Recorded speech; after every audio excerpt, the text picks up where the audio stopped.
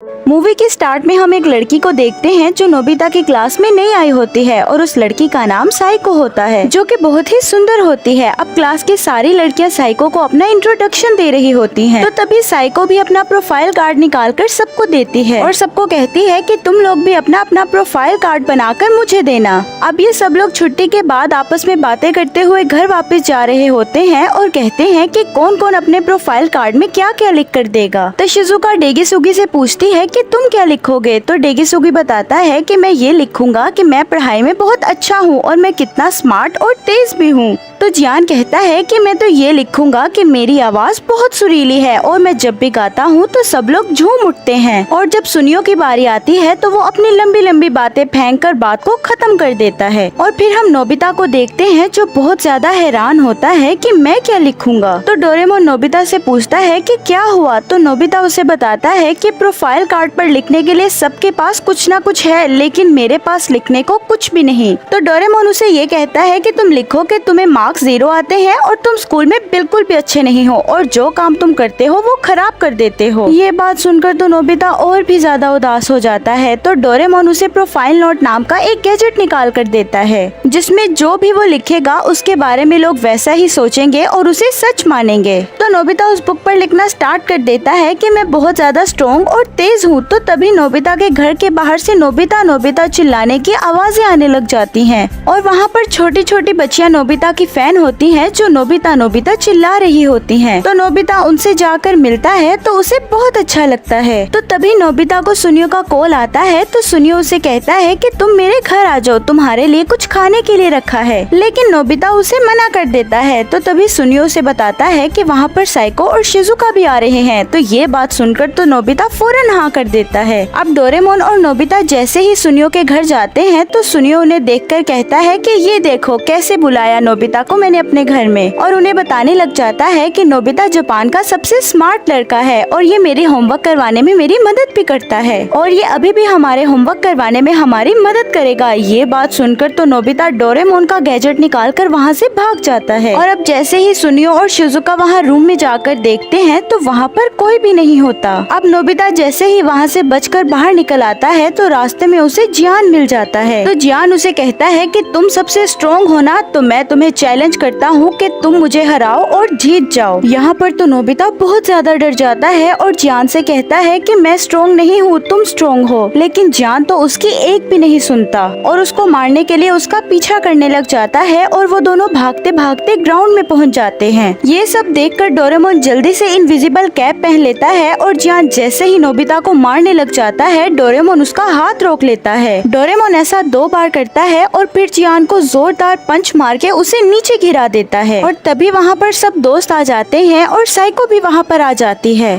तो Nobita psycho से कहता है कि देखा मेरा पंच, मैं कितना स्ट्रॉन्ग हूँ, मैंने एक ही पंच में इसे घिरा दिया। तो साइको से कहती है कि मुझे ऐसे लड़ाई करने वाले लड़के बिल्कुल पसंद नहीं। ये सुनकर तो नोबिता बहुत हैरान हो जाता है। अब अगले दिन हम स्कूल में देखते हैं कि सब दोस्त आपस में बात कर रहे होते हैं और नोबिता का मजाक बना रहे होते हैं। अब थोड़ी देर बाद हम नोबिता को अकेले देखते हैं जो अपनी गेम खेल रहा होता है जिसमें वो एक्सपर्ट है। तो तभी वहाँ पर साइको आ जाती है और आकर नोबिता से कहती है कि तुम तो इस गेम में काफी एक्सपर्ट लग रहे हो, मैं भी पहले ये गेम खेला करती थी और काफी अच्छे से खेलती थी। और फिर वो उस गेम को खेल कर भी दिखाती है और यहाँ पर इन दोनों की दोस्ती हो जाती है और ये मूवी यहाँ पर ही एंड हो जाती है।